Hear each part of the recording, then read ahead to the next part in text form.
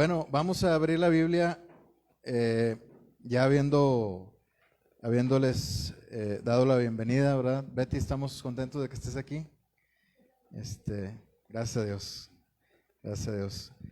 Y esperamos ver a Isaí también muy pronto. Ya hablé con él hace poquito, hablé por teléfono con él. Bueno, pues ahí en Colosenses, ¿verdad? Que es la primera predicación del libro de Colosenses. Hijo, ¿puedes conseguir una Biblia? Por favor. Para Ali y Aníbal, ¿sí? Ahorita les consiguen una Biblia para que tengan ahí. Colosenses, capítulo 1, versículo 5. Colosenses 1:5. Por favor.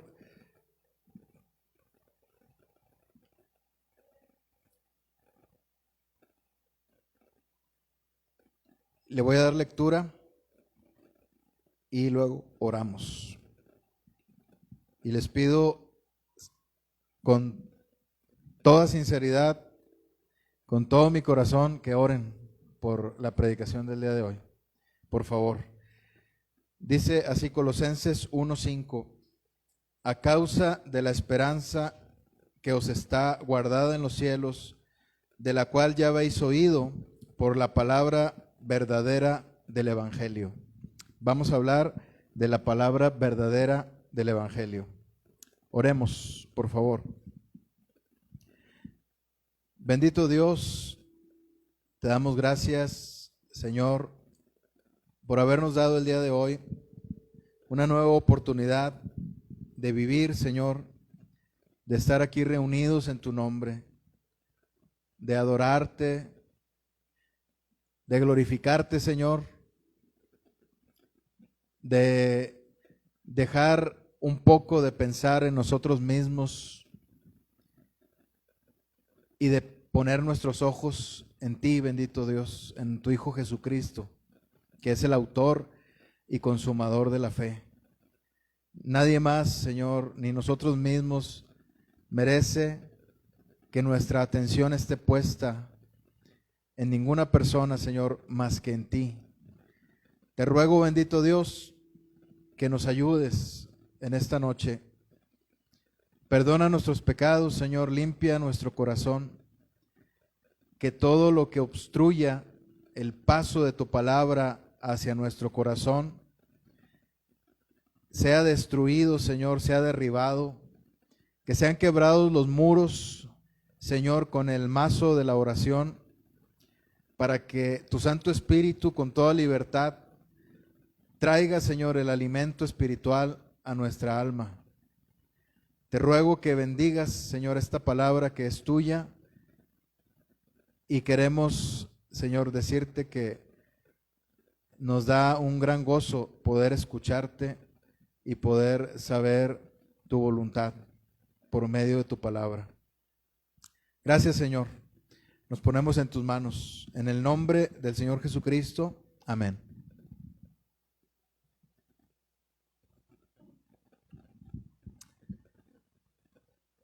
Dice este versículo: la palabra verdadera del Evangelio. Es el versículo 5, ¿verdad?, del capítulo 1 de Colosenses. No hay nada, hermanos, más verdadero que el Evangelio. Podríamos incluso dudar, primero podríamos dudar de nuestra propia existencia, antes que dudar de la veracidad de la palabra del Evangelio. No hay nada más verdadero que el Evangelio de nuestro Señor, porque incluso la misma humanidad que no cree en el sacrificio del Señor Jesucristo, que no cree en el Espíritu Santo, que no cree en Dios, la misma humanidad reconoce que vino hace 2000 años un hombre y que partió la historia, y que debido a él hay una era que se llama después de Cristo y otra era que se llama antes de Cristo. Los mismos ateos, hermanos, reconocen este asunto, que vino el Señor Jesucristo, que se encarnó, que vino aquí a la tierra. Y aunque muchos de ellos no están de acuerdo con este parteaguas de la historia, están enojados porque algunos incluso filósofos escribieron contra este parteaguas de la historia que el Señor Jesucristo causó sin proponérselo. La misma humanidad vio tan trascendente que el Señor Jesucristo viniera a la tierra, que partió la historia en antes de Cristo y después de Cristo. Y los que no están conformes con eso, aunque sí creen en el Cristo histórico, en el Cristo que vino a encarnarse, que vino aquí a la tierra, no están de acuerdo. Incluso hay un filósofo por ahí que no aceptó en su momento, ¿verdad? Ahorita ya está ardiendo en el infierno, ¿verdad? Pero en su momento no aceptó este parteaguas de la historia. Y él decía que los años se medían de otra manera para él. Y nunca se refería al año en el que estábamos como 1900 y tanto, ¿verdad? No, perdón, como 1800, que fue su época, y tanto, sino que siempre decía un año distinto. Entonces, la venida de Cristo, hermanos, es tan real, tan verdadera, así también como el Evangelio del Señor. Las buenas noticias de salvación por medio de este hecho maravilloso de que un día vino en el cumplimiento del tiempo de Dios, obviamente. Un día el Señor Jesucristo vino aquí al mundo a morir, a dar su vida por nosotros los pecadores. Entonces, ¿por qué este versículo hace énfasis en la palabra verdadera del Evangelio? El Evangelio es tan verdadero, hermanos, que ni siquiera necesita este adjetivo, el adjetivo de la palabra verdadero. Pero hoy en día, hermanos, al igual que en ese tiempo con los colosenses, se había torcido a tal grado la escritura, la habían torcido, le habían añadido cosas, le habían dado interpretaciones gravemente erróneas, místicas, filosóficas, que no tenían nada que ver con el Señor Jesús.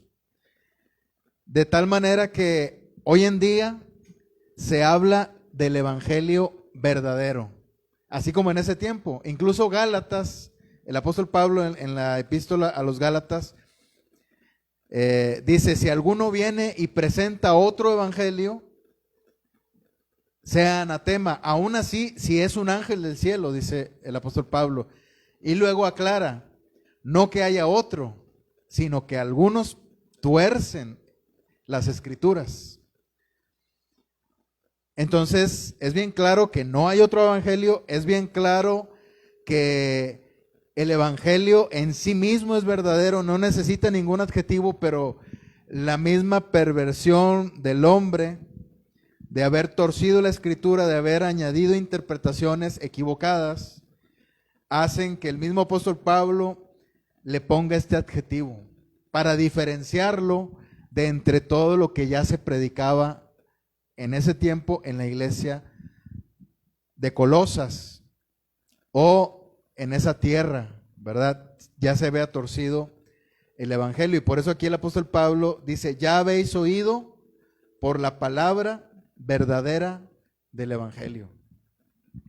Y así, conforme va avanzando la epístola, hermanos, el apóstol Pablo siempre hace énfasis en la veracidad del evangelio. Nos hemos de preguntar ¿por qué?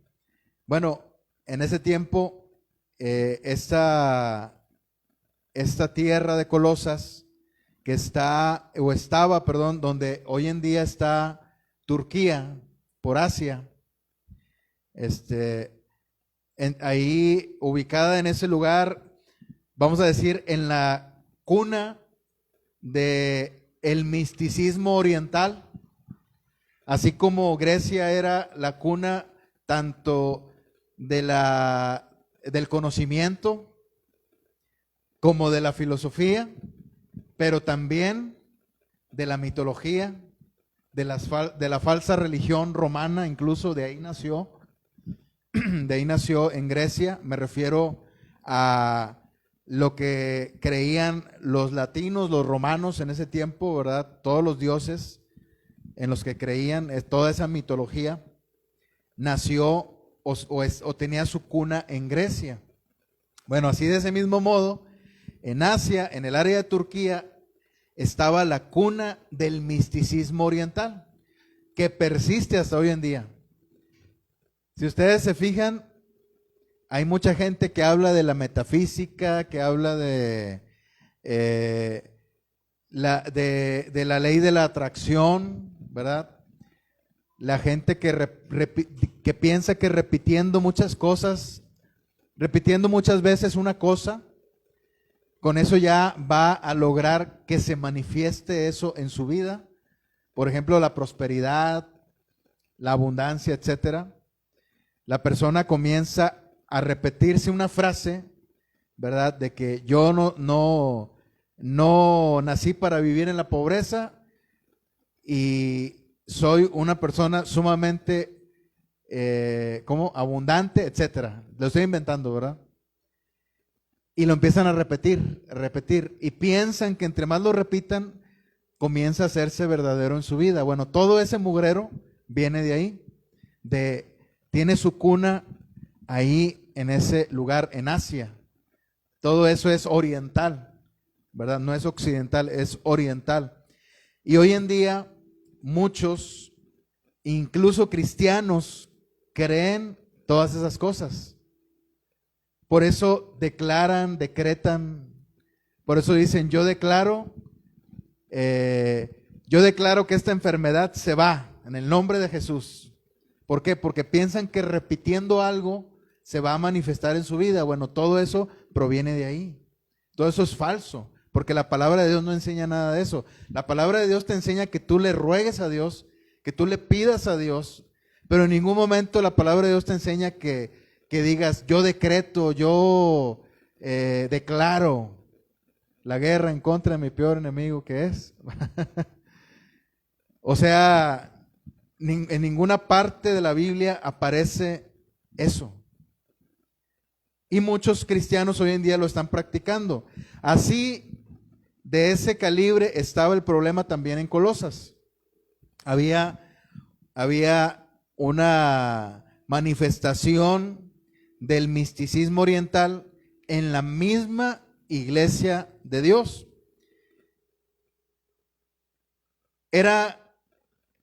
Aparte del misticismo, había otro problema también, que al apóstol Pablo le preocupaba mucho.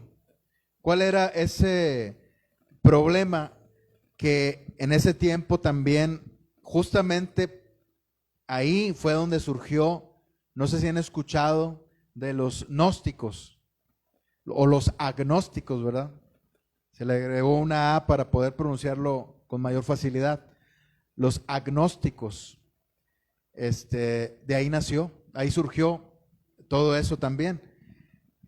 Y ellos predicaban, proclamaban que había un conocimiento superior a la misma escritura por medio del cual podían ellos alcanzar una iluminación sublime, alta, en la que los iniciados, ¿verdad?, tenían la esperanza puesta, ¿verdad?, para poder llegar a esa iluminación. Obviamente todo eso era falso. Por eso el apóstol Pablo deja claro aquí que lo más importante es que nosotros tenemos una esperanza, ¿verdad? Una esperanza, dice aquí el versículo 5, a causa de la esperanza que os está guardada en los cielos. Una esperanza que está guardada en los cielos. Algo que no esperaban recibir los agnósticos en ese tiempo, los cristianos agnósticos. Agnóstico viene de una palabra que significa conocimiento. Por eso se llaman así agnósticos, como que eran dados a buscar un conocimiento, pero no un conocimiento de Dios, sino un conocimiento superior, entre comillas, a la Escritura. Tristemente, me temo que muchos cristianos menosprecian a tal grado la Escritura que piensen que hay cosas todavía mayores que la misma Escritura, cuando la autoridad máxima que hay aquí en la tierra de parte de Dios es la misma Escritura. Ningún hombre, ninguna persona, ningún hombre o mujer, ningún libro tiene una autoridad superior y ni siquiera se acerca a la autoridad de la palabra de Dios, de la Escritura. No podemos comparar.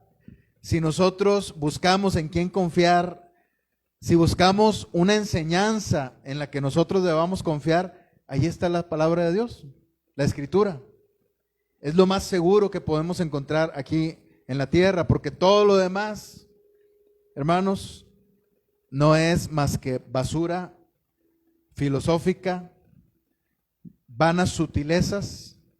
Dice el apóstol Pablo con esta frase, así lo nombra, filosofías huecas y vanas sutilezas. Eso es, ¿verdad?, el conocimiento que el mundo busca tener. Es hacia donde apunta esos gnósticos, hacia un conocimiento superior, incluso que Cristo, incluso que la Escritura, porque menospreciaban al Señor Jesucristo, no lo reconocían como tal. El apóstol Juan también atacó ese punto, diciendo que si alguno no confesaba que el Señor Jesucristo había venido en carne, ese tiene el espíritu del anticristo. O sea, ese iba en contra de el Señor Jesucristo. ¿Qué significa esto? Que había personas que pensaban que el Señor Jesucristo había venido al mundo, pero que su cuerpo no era un cuerpo de carne y hueso, sino que era como una especie de, como de apariencia. Y por lo tanto, teológicamente, bíblicamente, su sacrificio, entonces, si eso fuera cierto, no tendría ningún valor para nosotros. Porque el Señor Jesucristo vino en carne, en semejanza de carne de pecado, es decir, carne, sangre, huesos como los de nosotros, pero sin pecado. En nosotros habita la naturaleza pecaminosa, en el Señor Jesucristo no. Entonces, hermanos, no hay nada más verdadero que la palabra del Evangelio.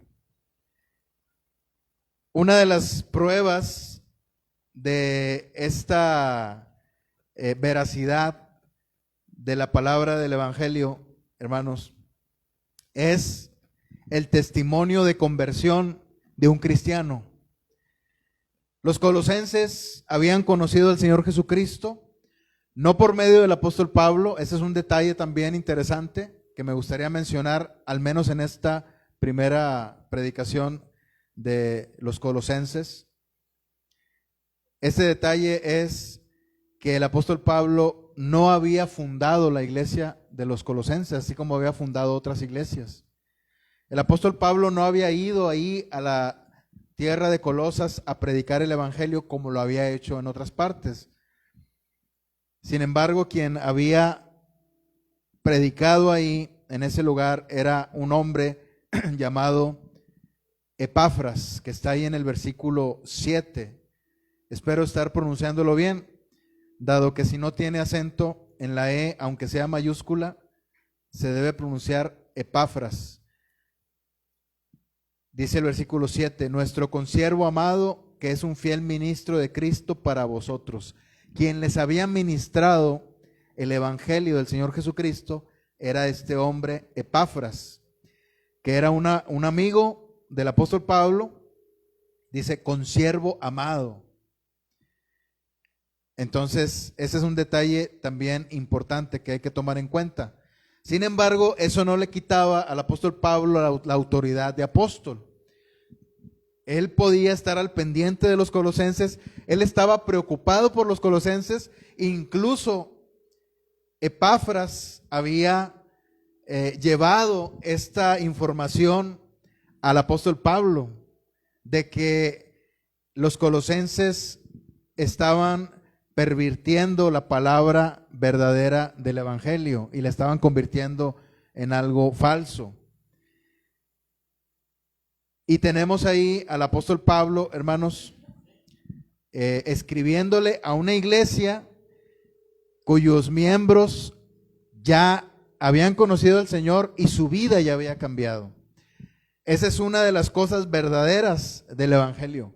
No hay otra prueba más contundente que el hecho de que tu vida haya cambiado por medio del evangelio. Cuando tú creíste en el Señor Jesucristo, tu vida fue cambiada totalmente, como si una ola te hubiera arrastrado. No lo pudiste evitar. Si tenías ciertos vicios, ciertos pecados contra Dios que no podías dejar, seguramente te has dado cuenta que todos esos vicios ya los dejaste atrás, aunque también puedes notar en tu misma vida que hay otros pecados con los que estás batallando, pero que tienes la garantía, la esperanza, pero sobre todo la garantía de que el Señor Jesucristo va a cambiar eso en ti. No te va a dejar así el Señor Jesucristo. De ninguna manera va a permitir que te quedes así. El Señor Jesucristo va a hacer un cambio en tu vida. Y ese es uno de los sellos contundentes, una de las pruebas de que el Evangelio, de que la palabra del Evangelio es lo más verdadero que pueda existir. Una prueba más que podemos ver aquí en este versículo, hermanos, es la misma palabra, ¿verdad?, que nos da esperanza para lo que viene más adelante. Porque ya dijimos que Dios a través del Evangelio hizo cambios en tu vida. Ya dijimos que esos pecados te fueron perdonados, pero no solamente te fueron perdonados, sino que fueron quitados de tu vida. Hubo un cambio y tú lo notaste. Y no solamente tú, sino la gente que te rodea lo notó. Y los cambios van a continuar. Es una conversión continua. Cada día el Señor sigue cambiando tu corazón, te sigue moldeando como las manos del alfarero lo hacen al barro, que somos nosotros. Pero a la vez, hermanos, nosotros estamos en este mundo, batallamos con nuestra carne, sufrimos, hay cosas que ocurren en nuestra vida que nos hacen sentir a veces mal, que causan dolor a nuestro corazón.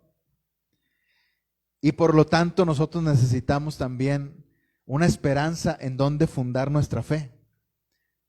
Obviamente en la esperanza del Evangelio, pero ¿cuál es la promesa del Evangelio?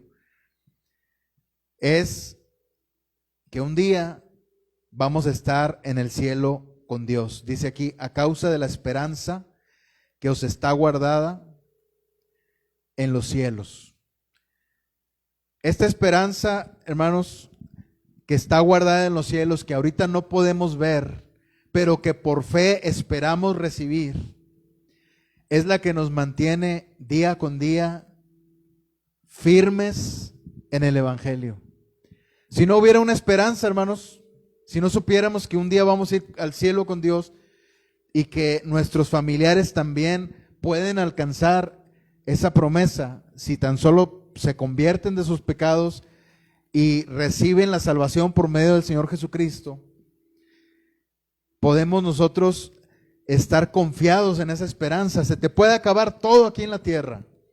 Se te puede acabar el dinero, se te puede acabar la salud, se te pueden acabar muchas cosas. Puedes incluso quedar en la calle. Pero esa esperanza de que un día vas a estar en un palacio, de que un día vas a estar en un lugar donde hay calles de oro, hermosas, por las que vamos a caminar junto con el Señor y junto con nuestros amados en Cristo. Si no fuera por esa esperanza, hermanos, nosotros nos dejaríamos caer en el pozo, ¿verdad? Sin ninguna esperanza y sin ningún ánimo de salir de ahí. En el pozo de la depresión, en el pozo de la decepción. Ahí estaríamos, y aunque alguien quisiera venir a ayudarnos, rechazaríamos esa ayuda. Pero como tenemos, hermanos, esa esperanza, permitimos que el Señor Jesucristo venga y nos saque de ese pozo.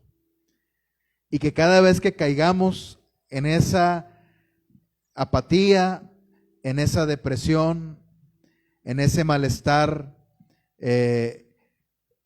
espiritual,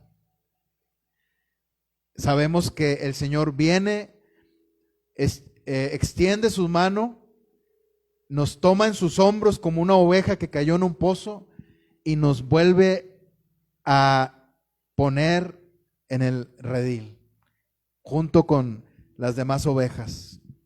Es lo que hace el Señor. ¿Por qué? Por la esperanza que tenemos en Él. Ahora, esta esperanza es importante para el apóstol Pablo, porque esta esperanza, hermanos, produce en nosotros un amor que nos mueve a hacer cosas para Dios en beneficio del Evangelio y en beneficio de los hermanos en Cristo, sobre todo de aquellos que se dedican a predicar la palabra de Dios. Dice aquí en el versículo 4, habiendo oído de vuestra fe en Cristo Jesús y del amor que tenéis a los santos a causa de la esperanza que os está guardada en los cielos. Aquí cuando dice los santos se refiere a todos aquellos que fueron apartados completamente para servicio del Señor, ¿verdad? En este caso particular, porque también cuando habla de los santos, se refiere, en otros pasajes, se refiere a todos los cristianos, que somos santos.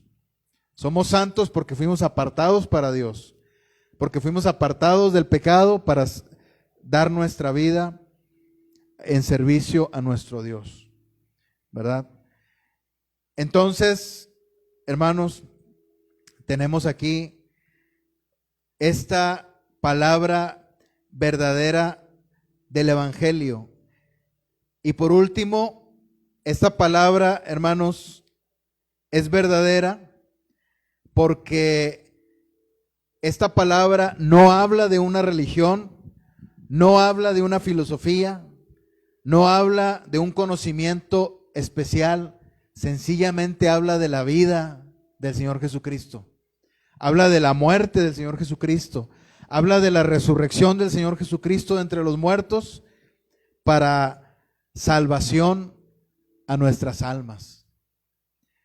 Ese es, hermanos, la causa por la que el Evangelio, esta palabra es verdadera. Porque cuando predicamos el Evangelio, no predicamos ideas, no predicamos filosofías, no predicamos palabrería.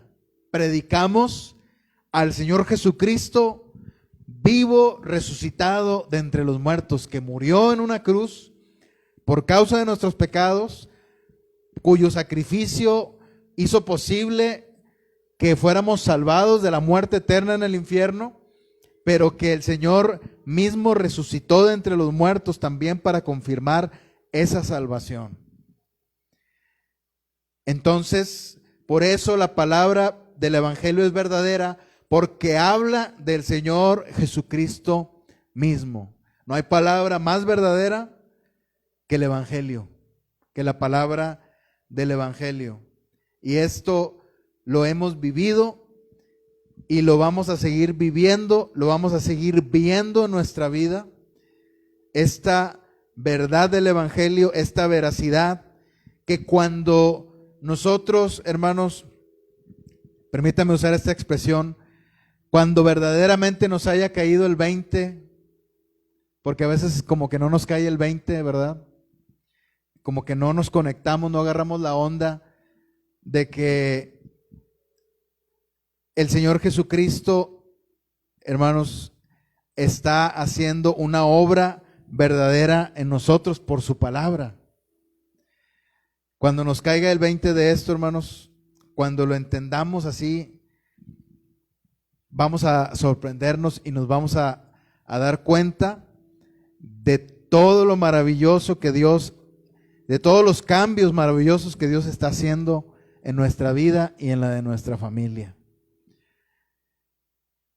Vamos a dejar esa tarea. Vamos a pensar qué cambios ha hecho Dios en nuestra vida. Te invito a que reflexiones. ¿Qué cambios hizo Dios en tu vida? ¿Qué había en tu corazón que ahorita ya no está, que Dios quitó porque conociste al Señor? ¿Y qué cosas están ahí todavía que Dios puede limar, quitar de ahí de tu corazón? ¿Qué cosas hay que te están haciendo daño a ti mismo, que están haciéndole daño a tu comunión con Dios y que están haciéndole daño a la gente que te rodea? ¿Qué cosas hay que todavía Dios va a quitar de tu vida por la palabra verdadera del Evangelio? Analicemos, hermanos, nosotros mismos, veamos que no podemos conformarnos con lo que ya tenemos. Si Dios te quitó el vicio del cigarro, el vicio de la cerveza, del vino, de las drogas o lo que sea, no te conformes con eso. Hay otros vicios que están en tu corazón que todavía no has dejado y que como nadie los ve, no los quieres dejar. Pero eso le está haciendo daño a tu comunión con Dios. Proponte, es la invitación, proponte dejar esos vicios ayudado por la palabra verdadera del Evangelio. Proponte ponerle atención a esos vicios, a esos pecados que están ahí ocultos que nadie puede ver más que tú y Dios. Proponte pedirle a Dios que te lo muestre, que ilumine tu corazón, tus ojos espirituales, que los puedas ver y que tengas la honestidad y la sinceridad de decirle a Dios: Señor, ya no quiero más este pecado en mi vida. Haz este cambio, Señor, porque así como por tu palabra hiciste cambios en mi vida, yo quiero que continúes haciendo cambios en mi vida en beneficio del Evangelio y para la gloria tuya. Amén. Vamos a orar. Gracias, bendito Dios. Gracias por tu palabra verdadera, Señor. Ciertamente ni siquiera necesitas, Señor, ese adjetivo, porque tu palabra es viva, eficaz. Pero el mismo mundo, Señor, se ha encargado de añadirle cosas a tu palabra, de interpretarla erróneamente, de torcerla, Señor. A veces nosotros mismos también hacemos eso. Perdónanos, Señor, ese pecado. Ayúdanos, Señor, a entender tu palabra conforme a tu Santo Espíritu y no conforme a nuestra inteligencia humana. Ayúdanos, Señor bendito. Gracias, Señor, por esa palabra que nos ha cambiado. Y no hay palabra más verdadera, Señor, que la que sale de tu boca, que nos alimenta, que nos cambia, que nos transforma con gran poder y gloria para tu honra y tu gloria, bendito Dios. Gracias, Señor bendito. Nos ponemos en tus manos. Sigue haciendo cambios en nuestra vida, Señor. Sigue quitando esos pecados que te ofenden y que dañan tanto nuestra relación contigo como nuestra relación con nuestros seres amados. Gracias, bendito Señor, por tu palabra. En el nombre del Señor Jesucristo. Amén.